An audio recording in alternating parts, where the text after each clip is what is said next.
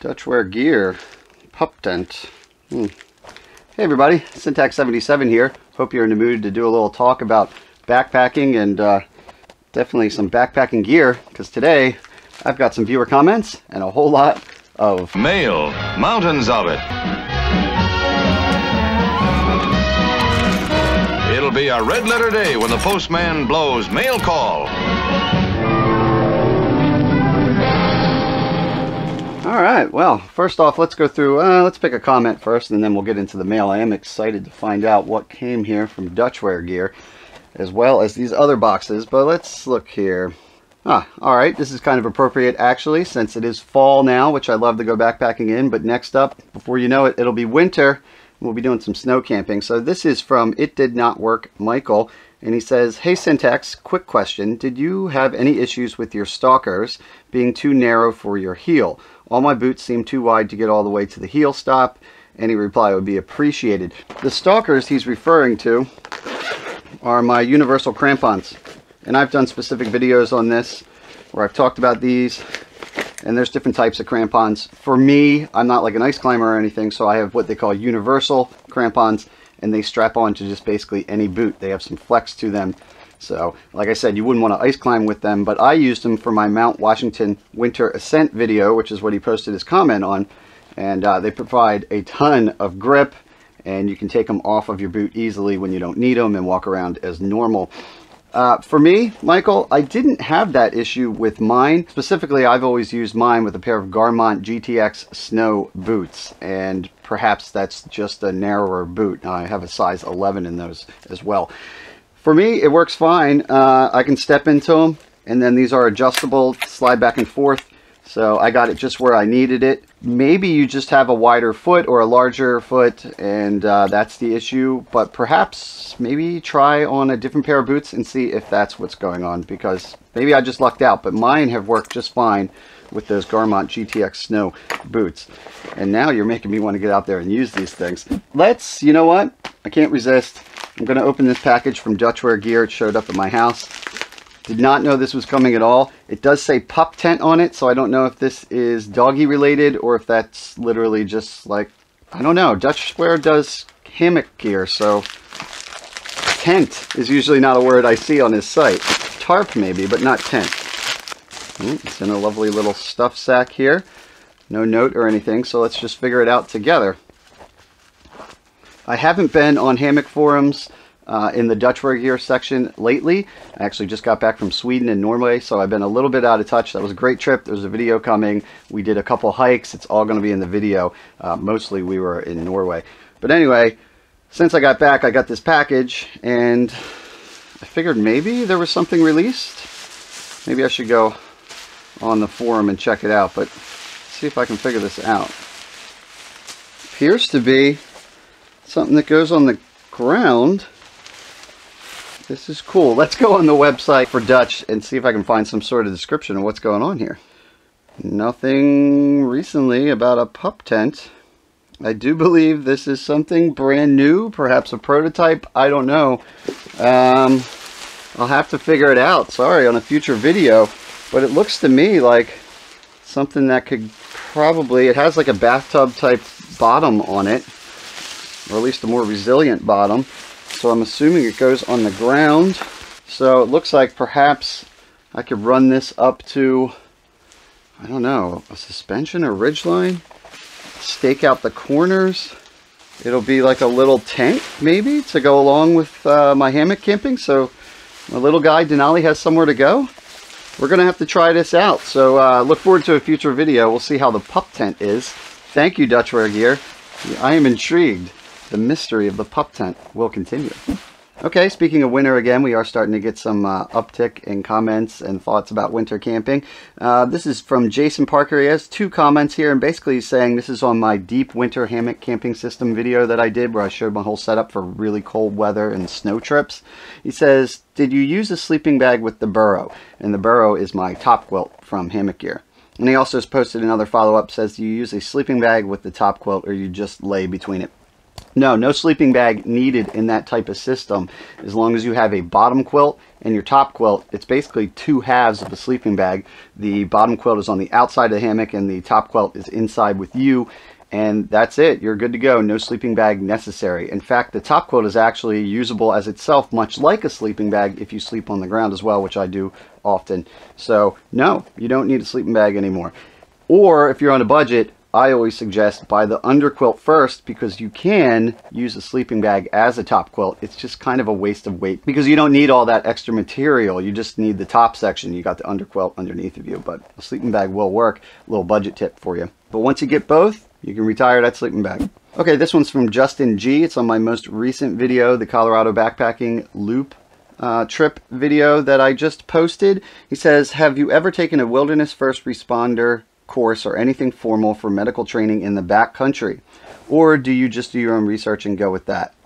And then he says, Mike is a nurse, question mark. No, I've never done, all four of us have never done any specific wilderness kind of medical emergency training, although it's probably a great idea, and I'd be interested to hear from anybody out there. Have you taken a course like that? Can you recommend something? Go ahead and post it in the comments. For us, we haven't done that, but yes, Mike and Danielle are actually in the medical field. Danielle's actually a nurse practitioner or something higher up like that. So that's a good resource. We have two people in medical that are with us, and if something goes wrong, they can kind of provide feedback and let us know what's going on. I actually have a few other friends that are in medical field as well. Always nice to hike with them. But no, I haven't done anything like that yet, but certainly sounds like a good idea. Okay, this is on my budget backpacking gear list video where I showed how to go camping for less than 250 bucks. Botane says, and I quote, how much does all that weigh? Double question mark. Actually, as I did mention in the video, or if you look at the gear list specifically, it's only 13 pounds. I weighed it all out and it was $250-ish, a little under, and only 13 pounds. So I consider under 15 pounds to be lightweight. So just because you're cheap, or I should say ultralight, doesn't have to be expensive.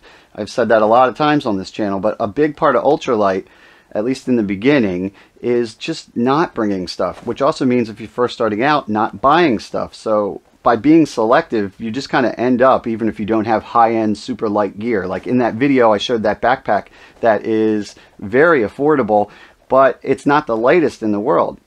But it all kind of works out because you're not buying a bunch of crazy stuff like I did when I first started and weighing your pack down with that, which is going to cost you money and weight. So yeah, it's 13 pounds. It's not bad at all. I don't know if he was being serious or not, but that's the answer to that. This one's on the train to trail video that Mike and I did a couple years ago, where we took an Amtrak train right from Wilmington, Delaware, which is where we live. We hopped on the train with our backpacks. They have a stop down in West Virginia in Harper's Ferry, which is like a big trail town for the Appalachian Trail. We went in the winter, so the town was dead, but the train's still running, right? So we took the train down and hopped off the train, walked into the woods on the Appalachian Trail, and just hung out for like, what, 3 days or something? It was really fun. But Benjamin M says, where were your packs during the ride on the train? Our packs were big. I will say mine was probably in spec. Mike's was definitely technically bigger than you should have as a carry-on on a train, but nobody said anything, even during our transfers down in DC and everything. That being said, even with his bag that was probably over the size he should have had, there are cubby holes on the train. They're not everywhere, but you can find them, and they fit a backpack just fine. So that's what we did. I remember specifically when we transferred in Washington, D.C., as soon as we walked on the train and you go up the stairs to go to the second level, there's a bunch of cubby holes right there. So we put our packs right there, sat, relaxed, hung out on the train, got to Harper's Ferry, went down, grabbed our packs, and hit the trail. So no problem. All right, let's get back to another package. Let's open this big one. It's light but big. Brooklyn, Minnesota? There's a Brooklyn, Minnesota. Oh, there's two things here. Oh boy. We have, where do I start? 2 items. Gravity Be Free. Okay, so I have the Be Free filter. I've had it for, geez, it's hard to believe, but I think it's going on 2 years now. I feel like it's my new filter that I've been using all the time, but it has been 2 years. This is a gravity system, it seems. A 3-liter bag that hooks up to the Be Free. Looks like it comes with the Be Free as well. Normally when you buy Be Free for like 30 bucks, you get this little, it's perfect for a solo ultralight backpacker, little 0.6 liter bag that goes on there. But sometimes you're on a group trip and you want a gravity setup, and it looks like they have an answer to that. So we'll be testing this out, it seems, in the future. It's got a carrying pouch here. Inside I've got some, looks like 1/4-inch tubing and a strap, so you can probably hang it from a tree or something. And then, wow, it really does look like a giant bee-free. It looks like that same material. These bags are made by Hydra Pack. In fact, if you, in the past, when I kind of rigged up my own gravity setup, I bought a 2-liter Hydra Pack bag, and that got the job done. But this is a custom 3-liter one here. Yep, the nozzle looks different. Yeah, okay, so I'm assuming there's a quick link kind of adapter or connector in here. So if I hook it up to the tube, yep, and then it clicks right in. So you can break it down real quick, it seems. There's another one for the other end. This is new. There's a little carrying handle on there. So I guess you would fill it with 3 liters of dirty water or untreated water. Screw that on, let it hang, and it'll run to whatever vessel you want. I'll have to look into it more, but I already have from other gravity setups different connectors and stuff that I can use. I'll have to find the details on this, but it looks like I got myself a gravity system to try out. Thank you, Catadine. Be free. Little instruction booklet. We'll look at that later. Pretty cool for a group trip. And then, what is this? This is a Steripen Ultra. Now, I have the Steripen Ultra Light. It has the American Red Cross branding on it, and we actually took that to Colorado with us, along with, between us, we had 2 other kind of traditional filters, but we ended up using the Steripen all the time. So what's this guy? The Ultra. It's a little bigger because the other one is Ultra Light. The Ultra Light model was 2.5 ounces. This looks like more of a traditional Steripen.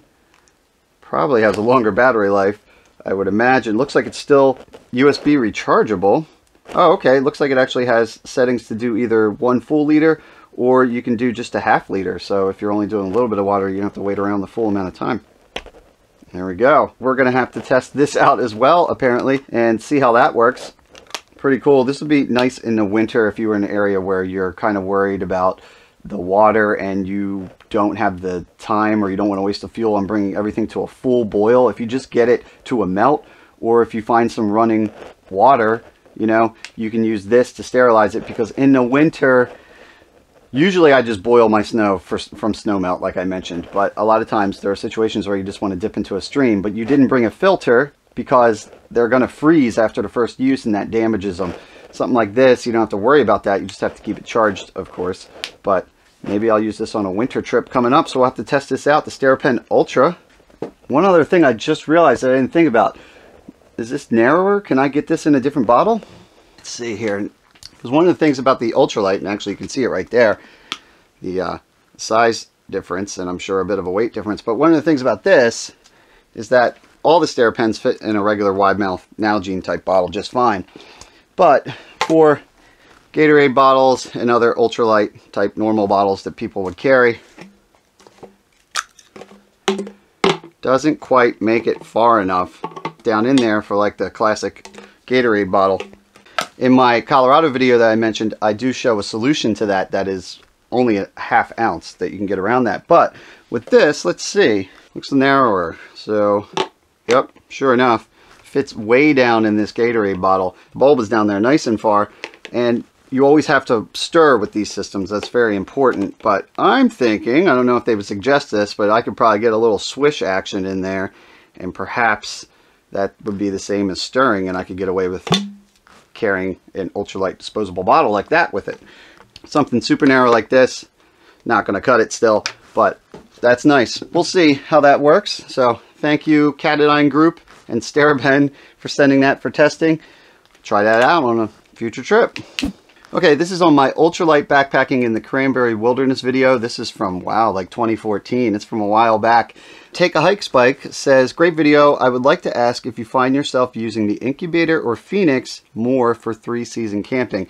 So those are underquilts like we discussed earlier. The Incubator model is your standard full-length underquilt. That means it covers you head to toe. The Phoenix is a 3/4 length system. It's only going to cover from, say, shoulders to down maybe a little below the knee, the calf area. That's going to save you some weight. And as far as your feet being warm go, a lot of people just take a small foam pad, which doesn't weigh much, and they put it under their feet. Me personally, maybe it's just the way I sleep. I kind of side sleep sometimes, and even fetal position. I'm all over the place. I find with my Phoenix 30-degree model, I can take it down easily to at least 50 degrees and not have a pad under my feet. I'm just fine.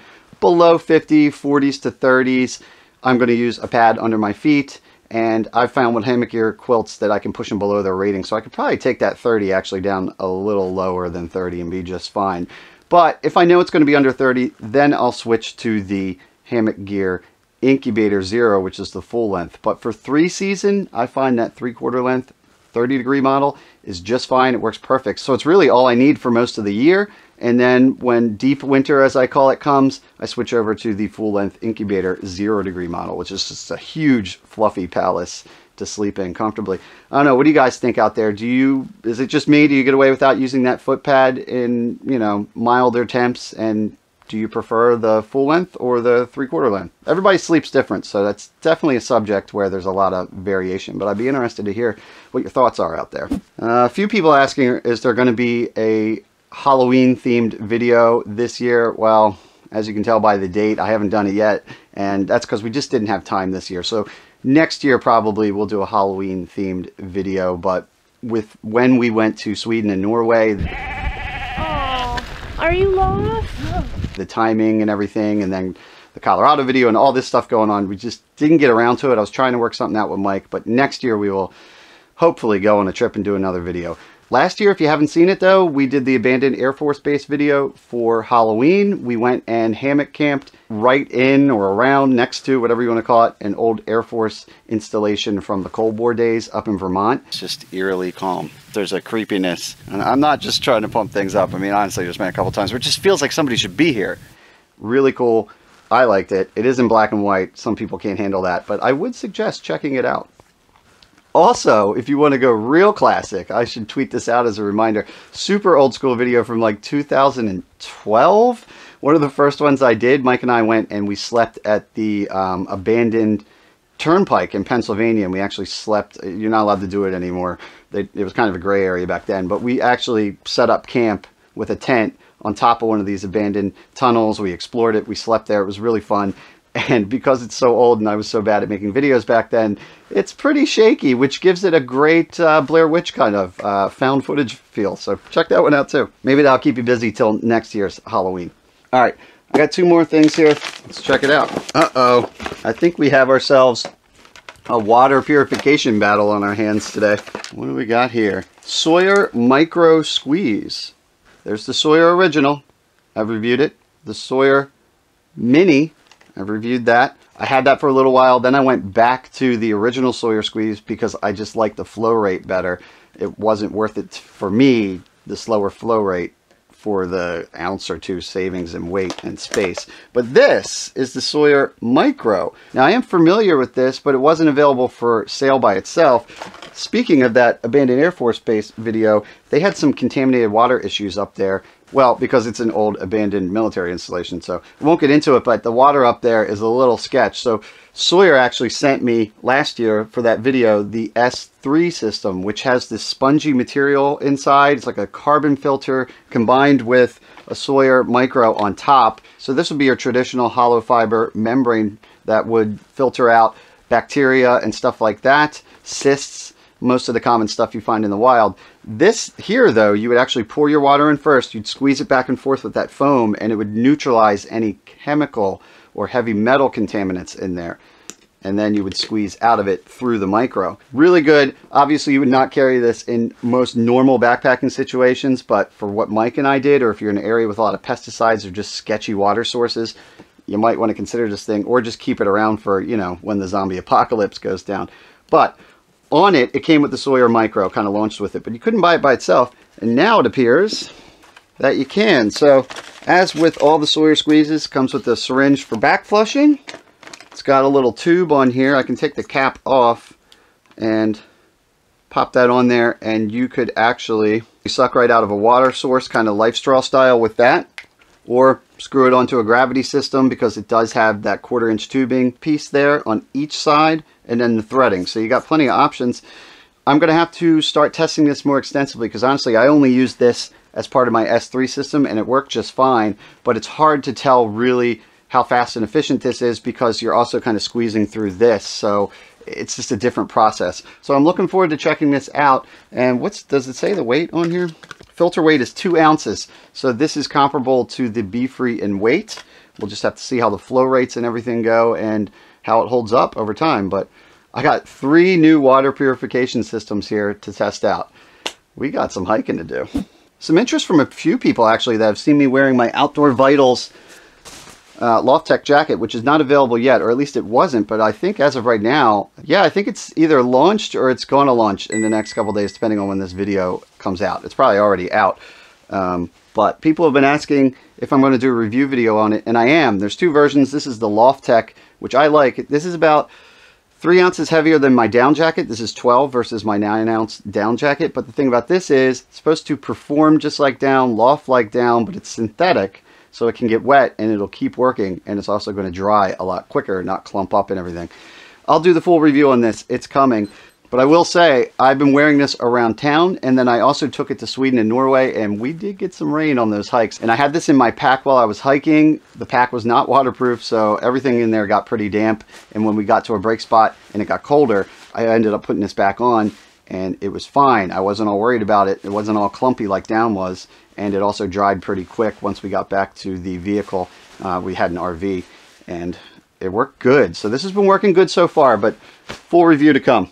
Also, speaking of Outdoor Vitals, there's that giveaway for the Aerie. Some people have been asking when does it end and whatnot. The giveaway drawing ends on the 10th of November, just for everybody out there. And also, I did work with Outdoor Vitals to get a link so you can enter real easy for free. Even if you didn't get one of the pillows, you can enter for free. Just check the link out in my video description. And you can be entered for a chance to win that sleeping bag / underquilt. And actually, speaking of Sawyer Mini, this is on a review I did a while back on the Renovo Trio water filter. I don't think that's even, I don't know if that's around anymore. Maybe it's under a different brand name.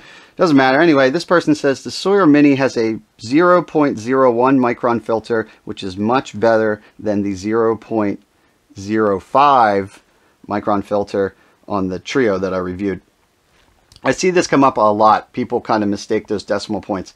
The Sawyer Mini is not a 0.01. That would be incredibly small and would definitely get all viruses out and stuff like that, or at least most of them as far as I know. But also, as far as I know, I've never seen a backpacking filter that goes down to 0.01. They're all, for the most part, at least 0.1. Hence, there's a Sawyer 0.1 water filter system. So 0.05 would be much smaller than that, but that's rare. 0.1 does get rid of all of your bacteria and cysts and stuff like Giardia. That's really the most common thing out there. It won't do viruses though, at least not just for the standard hollow fiber guys like this. Like this Micro, I just checked and it is 0.1 as well. Now, of course, there are those S1, 2, and 3 systems where there is potential for virus, but that's a whole nother subject for another video. So much water filter talk today. All right, that's good for comments. This last package, feel kind of bad. This is from Roy and Dean in Michigan. And they sent this a while ago, but they wanted me to open it with Sarah, Denali, Mike, and Danielle. I should probably go do that. Greetings from Trail Magic. We have seen a few of your videos mention Michigan, and we thought we would send y'all some information. Below is multiple pages of websites in regards to the North Country Trail and cheeseburgers and fried pickles. Oh, pre-research? Oh, yeah. Everybody wants to go to Michigan. Now, we understand coming to Michigan is a challenge for you, so we did some research and put together a list of information for y'all. Okay. Oh, we got the full, kit. This looks pretty. Let's go to here. Oh, so here it is. So Porcupine Mountains is called our name, brother. So we're supposed to go. All right. I'm definitely going to check all this out. Is Michigan where they have that like island you can hike on too? It might be what Sarah has over there.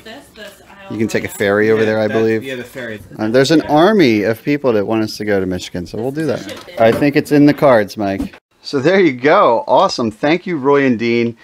A lot of campaigning for Michigan, not just you. Other people, I know Uptrail has been trying to get me to go there for a while. That's a viewer on this channel. Great info packet. I really appreciate your attention to detail and your nerding out on this. And I mean that in a good way, coming from me. All right, I think that kind of covers it. We covered some good subjects here, right? Winter camping, water filters, Michigan, the pup tent mystery. all that good stuff. So yeah, let me know what you think about any of these subjects. I always like to learn more down in that comment section below. Till next time, I'm Syntax77, and you have fun out there.